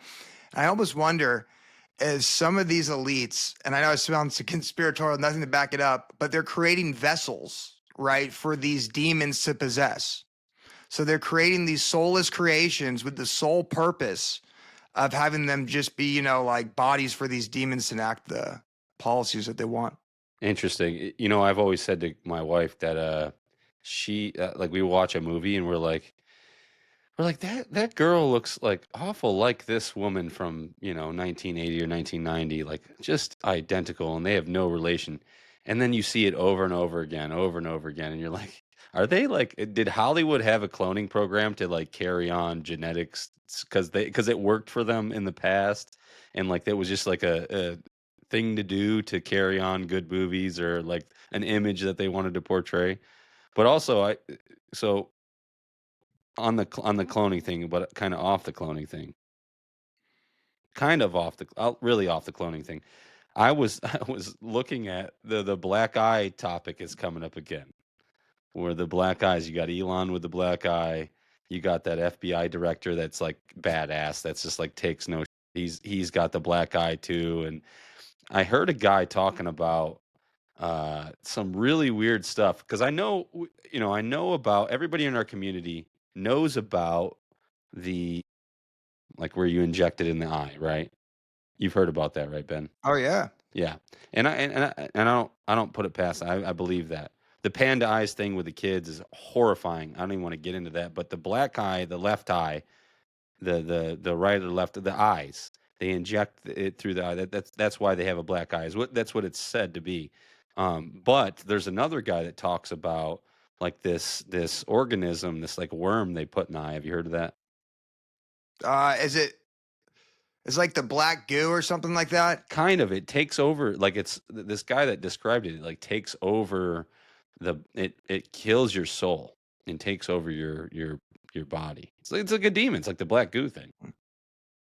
And it's so weird seeing Elon with it and all these guys with it, and they just like it just got brought up recently. I thought it was interesting.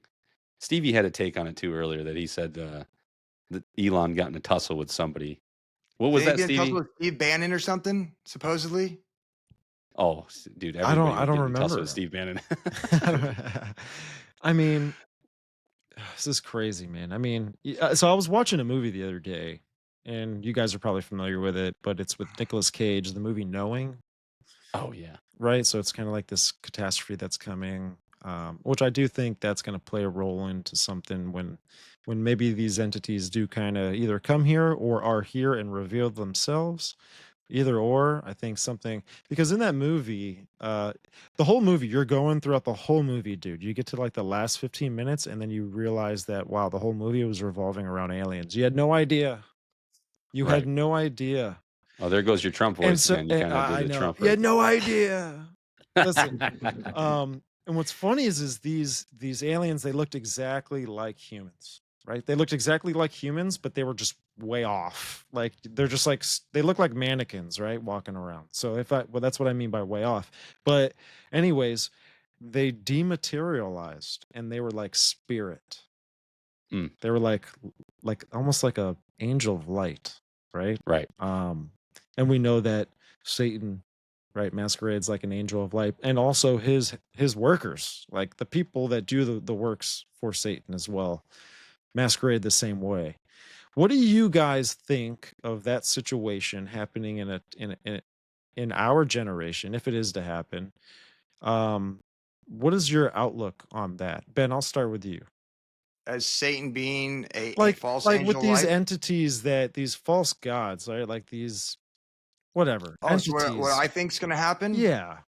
Oh, well, I think they're going to make themselves known again. I hate to say they're going to come back because I think they've been here, Good point. ever since the fall. But I think, and this is just speculation, after this World War III and the 7 years of tribulation starts to begin, I don't know if we're there yet. I think at some point these old gods are going to come back and they're going to say, oh, by the way, we've always been here. We've been working with your government and there's these really bad aliens. And we're going to, outfit you. We're going to give you all this tech. So, yeah, I think they're going to come back. We're going to worship them like gods. We're going to think they're gods because of all the technological advancement that they're actually going to show us. But I think we've been doing that for the past 60, 70 years in these Right. bases. But yeah, that's what I see the old gods. And they're going to deceive us into fighting against God in the great battle of Armageddon. Hey, dude. I mean, I've said a similar thing. I'm like, now that I'm seeing seeing it all from a biblical lens, more so, I said, dude, when you look at the government, you look at Roswell and you look at bringing in through paperclip all the Nazis and the occultism, and you look at Hollywood and the Aleister Crowley movement that kind of just carried on. Why are they so loyal to that? Why are they so fearful of that? Why are they so bound to it? And it's like they are under guidance from these entities. I believe it. They're here. They've been here. They're working a movement, and eventually, I think, like what we're talking about, eventually they're going to make themselves known to the mass society. L.A. Marzulli always talks about the Super Bowl commercial about the spaceship coming down, and everybody's looking at the spaceship at the Super Bowl commercial. And it's like one day I think there is going to be a complete like exposure to like, hey, we're here, we've been here, and we're working with your government, like you said, Ben. And there's these bad guys, and they're this or that, and that's the whole narrative behind the egg. The Jacob Barber came out and was like, we can summon the egg, kind of like the whole Stephen Greer thing. We can summon the egg, but these Nordics, they told us they created us. They changed our DNA, but they got these grays over here that were manipulating the DNA, and they're the bad guys. It's kind of like a weird. And the egg dynamic. symbolism is super crazy. When you get some of these historical stories of it, I think it was even Taoism, right? If you look into Taoism about how they view the world was created, right? So they think the universe was like all encapsulated Right. in this egg, and then it exploded, and then a horned deity, you got to look up the name, I forget what the name is, some god with horns, comes and separates all the energy between the good and bad vibrations or the different dimensions. Yeah, look into the creation story of Taoism and how it has to do with like this primordial egg. Super interesting stuff. Taoism. Wow. Horned. And that's Asian culture, right? Yeah, so that's like, they say that it's like cousins to Hinduism and Buddhism. So I think like Buddhism and Taoism all stem from Hinduism. Right. From what I can understand. And what's Hinduism, right? It's Right, the well- worship of the gods. Yeah. And I'll tell you what's interesting about Hinduism. And I looked this up. You know how many chief deities they have within their pantheon? 72. 33. Oh, 33. Mm. My next guess. Yeah. People will argue it might multiply up to 330 million, but from what I can research, 33. And then when you read the book of Revelations, where at some point there's this ongoing battle where 1/3 of the stars fall from the heavens. Mm. Are these, these stars are known as, the heavenly hosts. Is these, the pantheon of gods that they're worshiping? Is that why they have 33 of them? Right. Interesting. Right. So Qiulong is the appearance. Qilong or Qilong is also recognized as a horned dragon. Traditionally, Chinese dragons are commonly depicted with two horns, and the dragon's horns resemble those of a stag. So that I think that's what you're talking about in Taoism. I could be wrong, but yeah, that's a trip, man. This is. And speaking of the old gods and how they appear, I think they're appearing now. Just take a look at the whole, QAnon thing and the Kek movement. Kek is literally an Egyptian frog god. Oh, wow. Wow. Yeah, you'll look. Oh, it's nuts. So Wow. so You wait, start wait, wait. Talk diving about into that the for a second. Keck stuff. Yeah. Yeah, what is that? So I mean, I'm not. I mean, I've read about it and I'm kind of familiar with it, but I might like boggle up some of the details. But I think within this Egyptian pantheon or belief, there's like 9 gods or whatever, and Keck is actually one of these gods, Egyptian gods, that looks like a frog. the 9 gods, and that's Wow. funny because that's like the satanic Well, movement of the that's they're council. saying it's Keck. That's what they would. Oh, if you look at all the QAnon message boards, they're saying short was Keck, K-A-K, right? So that's like reference. They say it's reference from some video game. It's like code for meaning LOL. But you look at it and what it was pushing. You're like, what are the odds that their mascot is a frog? They say Keck, and Keck is an Egyptian frog god. Right. Jeez. I don't know what connections this has, but it says in Revelation 16:13, and I saw 3 unclean spirits like frogs come out of the mouth of the dragon and out of the mouth of the beast and out of the mouth of the false prophet. So I don't know. Whoa. I was like, let me type in frogs here. Let me see what I get in Whoa. Revelation. And there you Whoa, go. dude. And the 9 always when you get into the 9, I know Nephilim Death Squad has kind of dove into that a little bit, and the confessionals, Tony Merkel, I think he's doing a whole, I don't know, expose of the 9, but it's like you got the 9 in the Asian culture, the Chinese culture, and then you have also the Council of 9 as a satanic the Council of 9 is a satanic deal. Like that's their whole thing. It's all tied together, and who does it link to? Well, it's all different. I think it's all the same, entities. They Right. just package it differently for whoever they need to reach, right? Just like the mythologies, just like yeah, the right. pantheon. Yeah, exactly. I agree with that. Yeah, and I was listening to Timothy. What's his name? Alberino? Stevie? Timothy Alberino today on Sean Ryan's podcast, and he was talking about how mythologies are just oral traditions passed down to tell a truth about the past history. Like it's a lot of how do you say it? It's a lot of I can't think of how to even say this, but it's an oral tradition to pass I down would to tell say you the truth. it's like it's history, but imagination. If that makes Yes. sense. Well, I mean, it's give not, what you take with that, but right. it Right. in Right. in a sense, There's it truth kinda to is. it. There's truth Oh, I to think there's a it, lot of truth. but there could be some Oh, the way I look limit. at it is this, right? Like, think about today. An event happens, and then you have Fox News and CNN reporting on the same incident, but it's skewed to their viewership. Yeah. So in ancient times, you had this event where these gods came down onto the earth, ruled over a period of time. So each one of these cultures have their own little stories and stuff like that, but they're all kind of pointing at a similar thing. Right.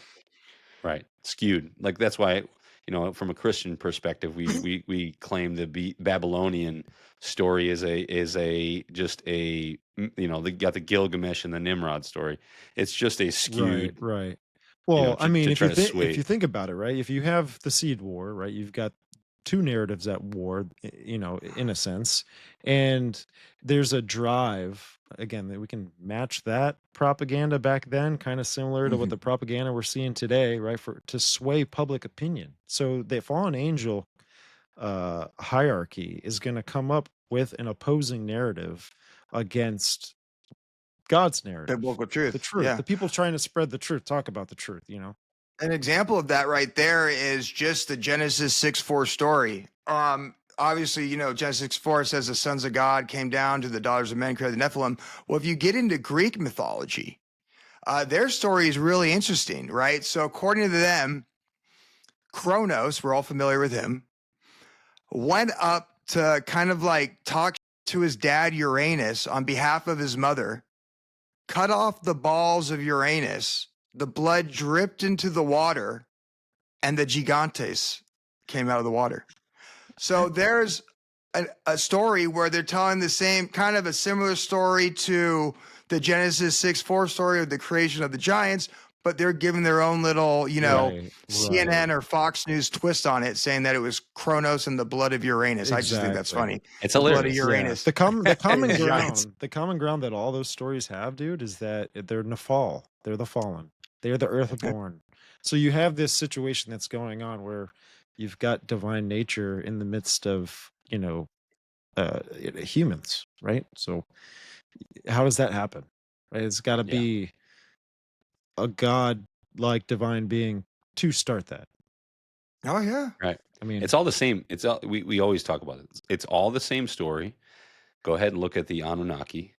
It's all the same story. It's just like Ben said, it's like skewed. It's like which version are you going to get, the CNN or the Fox or the whatever, I don't buy the Anunnaki one either, because that story never made sense to me. So they come down here to get our gold, Right. but then they have to enslave us. Well, if they were like this futuristic, civilization, they would just bring robots to mine the gold. Like they wouldn't have to turn us into their slaves, is I guess what my point is. I think just you don't would. buy it. Well, I think a lot of that too stems from mistranslation and just Right. building up of a false narrative, right? To True. to push out into social media, to push out into short dopamine hit clips to where people don't even really consider or discern what they're watching to be true, but they're like, man, that was Well, Billy Carson's the best mm, example of that. I mean, geez. he is. It's kind of like, for example, you have Zechariah Stitch and he comes up with his idea of what the ancient Sumerian concept of Tiamat was versus what ancient Mesopotamian Sumerians like actually believed what Tiamat was in the Right. creation myth and all this. It, because go on a little bit with that, Jesse. You brought that to my attention today. Yeah, Um, we jumped in the Nephilim Death Squad live chat, and they were talking about Tiamat, which is the original. Supposedly, the original is like a water goddess, and it's like a goddess. it's the that's primordial waters, pretty the much. Right. right, It's kind of right, like almost like when you're. It's like it's what is it like when your wife's pregnant. Oh my gosh, I'm a medic, and it's like amniotic fluid. There you go. creation, Yeah, it's like the creation water goddess, that you sit in when you're a baby, right? It's just right, that's just a little comparison to like primordial water. So they said the earth came out of that pretty much. right, and then you got the Zechariah Sitchin interpretation, which is Tiamat is actually it's not a goddess, it's a planet that collided with Nibiru, that Mhm. created Earth and the asteroid belt around us and possibly the moon. And Yeah. So basically, what they're saying is what Zachariah Hitchens took away from whatever tablets he was reading was not what the original people believed, or it was. well, no, I think really what it is, what it lies with, is Zechariah Sitchin was interpreting from an already interpreted Oh, from like the 1800s. There was these guys that in the 1800s, I believe, that late 1800s that found the tablets or whatever, Cambridge or wherever they were. They interpreted these tablets in their own light somehow. I can't remember this. It's been a long time since I researched this, but that's where Zachariah Sitchin gets his interpretations from. Was these guys, and then you got Billy Carson. Then Billy Carson's born to carry that on, really. But yeah, that was it's kind of a mess, It you know. is. I mean, it's but scream. even what we get is a mess, though, in the Bible. I mean, are we really getting its original form? We're reading a translation of a translation of Right, translation. And I'm right. not one of the guys that's going to say, no, the narrative's wrong. I'm not like a Gnostic or anything, but there's little words that get twisted and things like that. Of course, I yeah, mean, all the you have to English do is version, go on Babel Gateway, type in one passage, and it shows you, the 30 different translations of right, it. Right, right, right. And I think too, English can be misinterpreted for example, like I always bring up the sons of God issue, right? So you've got the sons of God theology where it's either the Sethite, the lineage of Seth mixing with the lineage of Cain, or you've actually got like this divine encounter with heavenly hosts who abandoned their first estate and came down to earth. And you have, I would say, one of the one of the ways that they try to prove the Setite lineage narrative or theology is that you take sons of God in the New Testament and it interprets the sons of God in the Old Testament. I say that doesn't logically make any sense because the Old Testament was talking about a specific sons of God, B'nai Elohim, and then you have the New Testament where the writers are calling us now, who are in Christ, the sons of God. And it's illogical to like just take that and plug it into the Old Testament to where that wasn't the context. That wasn't how they were reading it back in that time, Right. So it was like very interesting. And what is this called? Dispensationalism? Well, yeah, it's like there's historical parts throughout.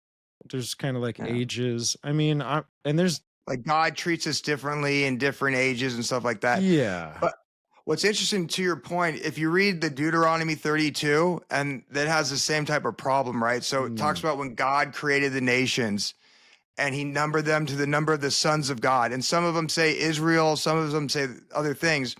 But I was listening to Heisner talk about it, give a whole like 30-minute thing. He's like, but when you go back to the Septuagint and the Greek word that's used in Deuteronomy 32 for sons of God is the same Greek word that's used in Genesis 6:4. So he was saying that these principalities to rule over each of these nations was not a human. Right. It was actually one of these B'nai Elohim because the Greek word was the same in that passage and the same in Genesis 6:4. Right. And the Septuagint was prior to the King James version. It was the Oh, Bible in all Greek. I think Septuagint is the oldest Right. front to back, right? I think so. That might be. Is it the Or something? It's some Greek Sinaiticus, one. Codex? Yeah, something like that. Codex Sinaiticus. But Yeah. either way, I mean, there you go, right? Like there was an that's the translators having that interpretation. There's a connection there, man, and I think that that Babel incident that there was that the nations did get separated, right? Like God, had his allotted portion, and he, that's why he took Abraham out of Mesopotamia, right? And it started to get to the land of Israel. Like the story is amazing. It's immaculate. The biblical story.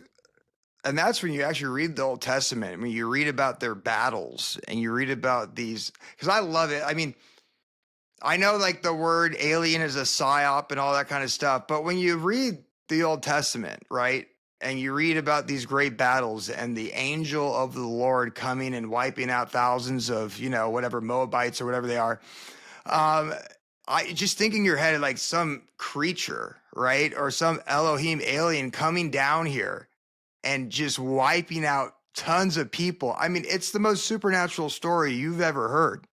Oh, dude, and the Bible's filled with so many more of them, man. It's wild. I love it. I love every minute of it.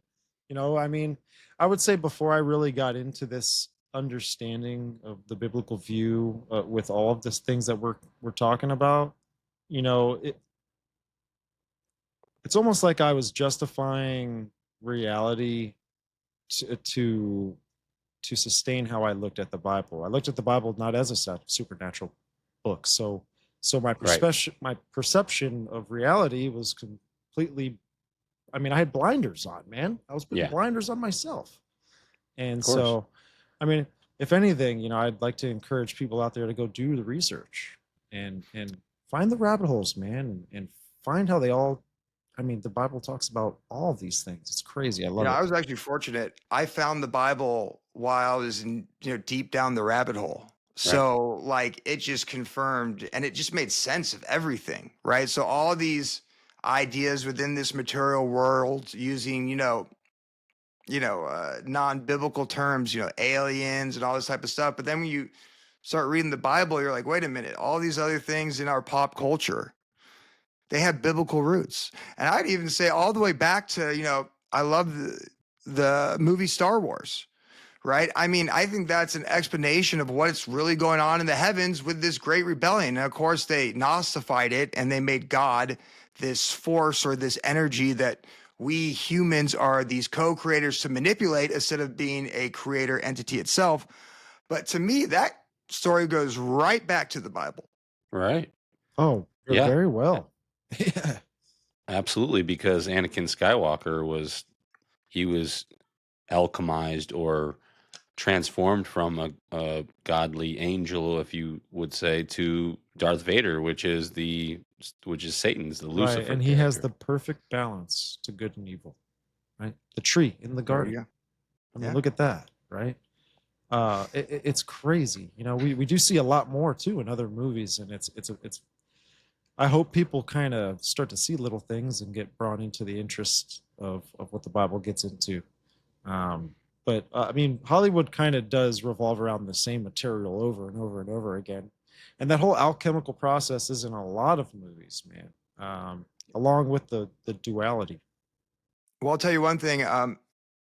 I've no, I went to college at USC, and there's some really rich and powerful people who are part of that alumni association. And I was actually friends. I probably shouldn't say this, but he doesn't listen to this podcast. I'm not really friends with him anymore. We kind of once I went down the rabbit hole. Well, anyways, his father was the president of a huge television studio. And there's two things that he would always tell me. There's no original idea in Hollywood. They're all recycled. And before I got into conspiracies, this is really interesting. And I look at his father completely differently now.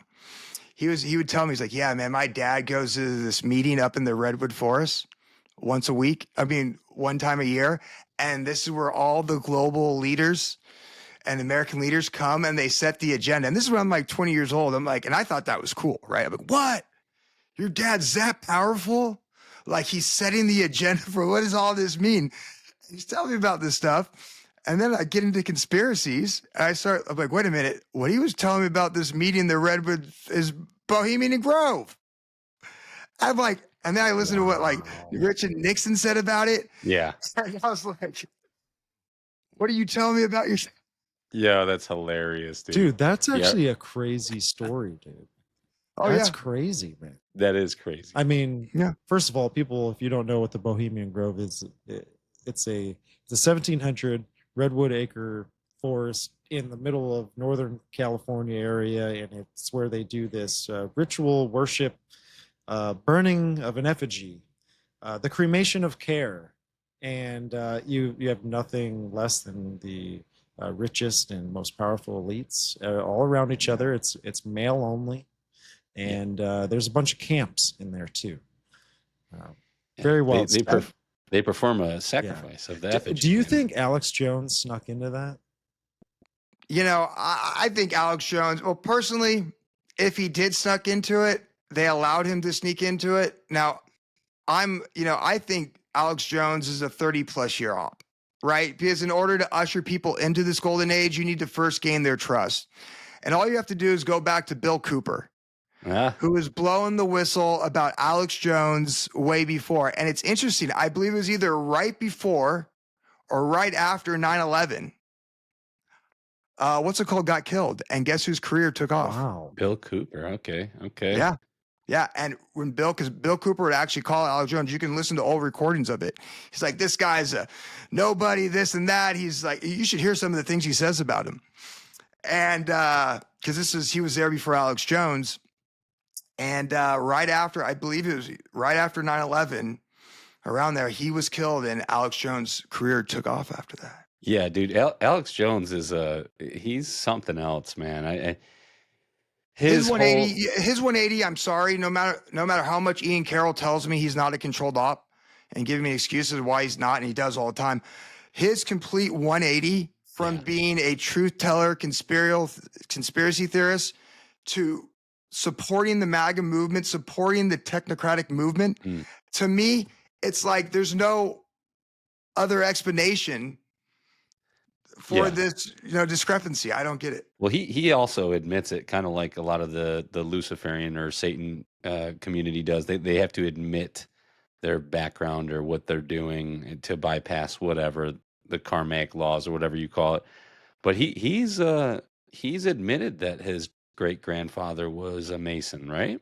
Oh yeah, and when he talks about when he talks about his family and stuff, he gets all the inside info. Anytime. What you also got to realize, and I talked about this with Glenn Greenwald and the whole what's his name, Snowden thing. Mm-hmm.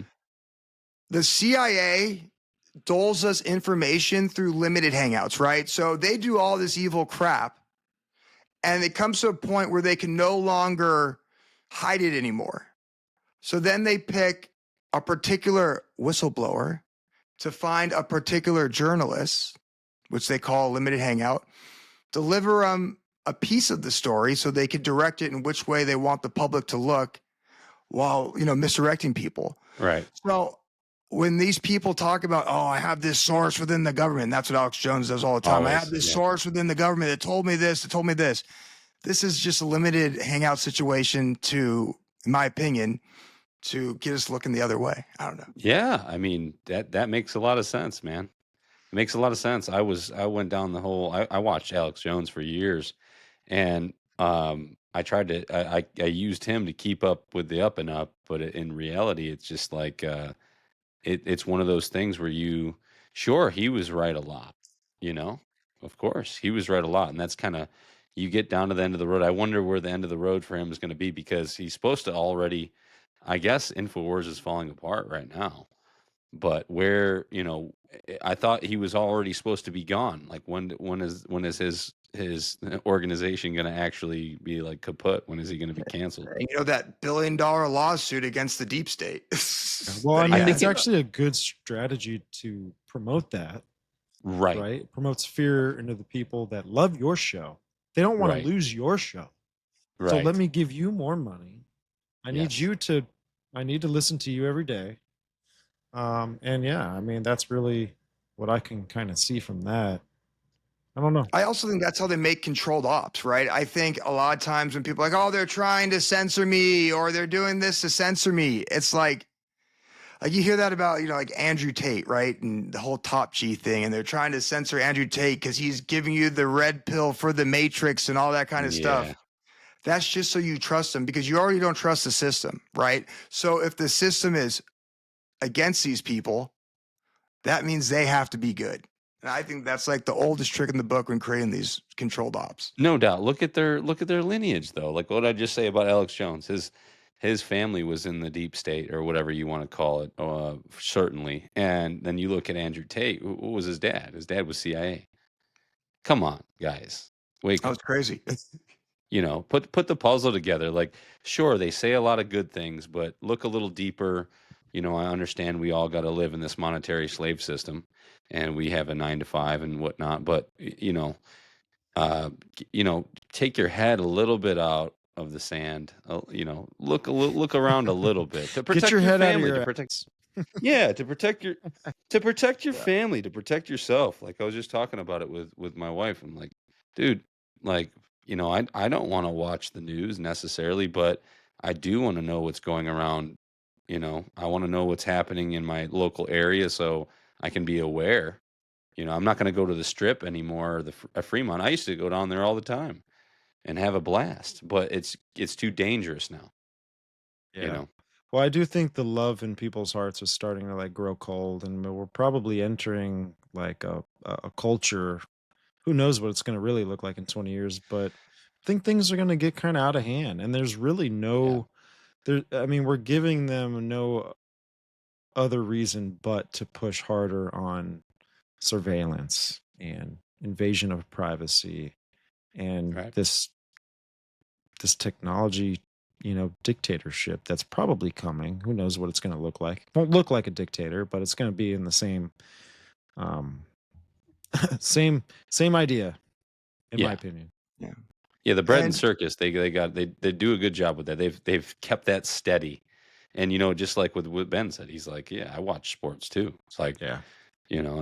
but at the same time, he's got his head out of his ass, and he's paying attention as well. So it's just like, my brother and all these other people in my life, my friends and family, like, why do you like this stuff? Like, who cares? Like, what are you going to do to change it? And I'm like, well, this is what I enjoy, and you enjoy watching Dexter and Jersey Shore, Family Vacation. Like that's what you do. And I like watching playoff with basketball and football every now and then. But this is what I do. I enjoy doing this because this is more real to me. Yeah, and you know what? I come off a lot of people. Oh, you're a black pill. You're a black pilled, and I'm like, nah, not at all. I just don't think the answer is in the government or any of these Right. institutions. And I really believe this, like, because we're given all this information as conspiracy theorists, right? All the ills of the world, all the evilness going on, and we're like, what do we do? What can we do to stop this? And not to mention, we're flooded by it with social media. 100 years ago, 30 years ago, you didn't have constant, media of everything going on in the world. It's almost like, what can I do about it, right? It's too crazy. And I think if you really want to fight the agenda, and this is what I always go back to, it's like live a spirit-filled life. Give your life to God. Walk with our Messiah, Jesus, right? That's how you really fight the agenda. Because at its core, I think we lose sight of what this human experience is. And it's all one big test. It's a spiritual battle for our souls. And we're given two options. And you can choose the government and Satan and all that kind of stuff, put your faith in that, or put your faith in God. And that's truly how you fight the agenda, because they want as many souls to worship the government, to worship Satan as possible. You bring one person, you bring yourself over to God. You bring one other person, you plant some seeds. That's how you really fight the agenda. All this earthly stuff is temporary. It's a fool's errand for us for a certain extent. Yeah. Yep. Yeah. The devil wants us to get mixed up in the worldly stuff. Keep our eyes away from God, all that other influence that will drive us further away from God. But God's moving, man. He's moving in shows like your show. He's moving in shows like us and others. And I have a lot of respect for the boots on the ground doing that. I do, man. I mean, that's Yes, sir. what it's all about, man. But we're getting close here to wrap up time, man. We got a few minutes left. Jesse, you got anything you wanted to bring up? Or Alex Jones is Bill Hicks. No, I'm just kidding. I'm just joking. I'm just joking. Just yeah, joking. Jesse wants to specialize on a full episode on that, by the way. So No, he's no, not a full episode. I just got a bunch of really weird things, like with the time frame and the timeline with the death and birth. I put it together a couple nights ago in like literally like an hour, and I'm just like went down that rabbit hole, and I'm just like a lot of weird, quirky, because I always thought it was stupid. And I still kind of do a little bit, but it's at the same time I'm like, there's some weird circumstances with those two guys, with time frame. Anyways, I was joking about that. yeah. But Ben, man, you got anything else you wanted to share with us tonight? Or Yes, I would like to share one Bible passage from John 13. All right. Now, I think in this passage, just to lead up, this is like a turning point into chaos, right? This is when Jesus lets his disciples know, hey, listen, I'm going to be killed, right? That's part of prophecy. It's going to happen. He, calls out Judas for being a traitor. He calls out Peter for turning on him 3 times. Essentially, his disciples are entering in a season of chaos leading up to the death of Jesus. And you know what he tells them to do? And this is like all he tells them to do. He goes, verse 34, a new command I give you, love one another as I loved you. So you must love one another. By this, everyone will know that you are my disciple if you love one another, right? And I think we're entering that season of chaos. So more than putting it in our bio, more than claiming Christ is king to the world, let's love each other. Let's treat people with love and love our creator. That's it. Amen, brother. Boom. Amen, man. Nice. So, folks, if you've stuck in with us this long, we appreciate you. Real quick, Ben, if you don't mind sharing with the audience where they can find all your work. So at End of the World News, on BitChute, on Instagram, and on Spotify and iTunes and all other major audio platforms. Awesome, man. Awesome. Real quick, man, before we break out, I'm going to close us out in a prayer. And again, dude, thank you for coming on the show, man. It's awesome. It's always a great time. You come with high energy and a booklet of information, dude. I love it. Thank you. Lord, thank you for today. Thank you for bringing us all here in your glory, Lord. And I pray that we've broadcasted some seeds, Lord, that will, trail back to the truth. And you are the truth. And we thank you for your death, your burial, and your resurrection, Lord. And we pray for all of our sins, God, to be cleansed, God, and that we are made whole in you, Lord. And just guide us, direct us in the path that you want us to be in. And just be with Ben and his journey and his family, and with safe and good health and all that good stuff, Lord. Thank you so much. We're praising in Jesus' name. Amen. In Amen. Jesus' name. Ben, thank you Amen. again, brother. It's awesome. Thank man. you for having me on. This is great. That's awesome. Folks, we appreciate you. If you want to support the show, hit that subscribe button, like the show, share it with your friends, drop a comment down below about the things we got into, or if there's anything we didn't talk about and you want to bring up. We love that in the comments. And if you want to support us on the audio side of things, you can check us out on Spreaker, Apple Podcasts, and Spotify. While you're there, leave a 5-star review and a follow. We deeply appreciate it, folks. But that's a wrap. Thank you, everybody. We'll see you next time.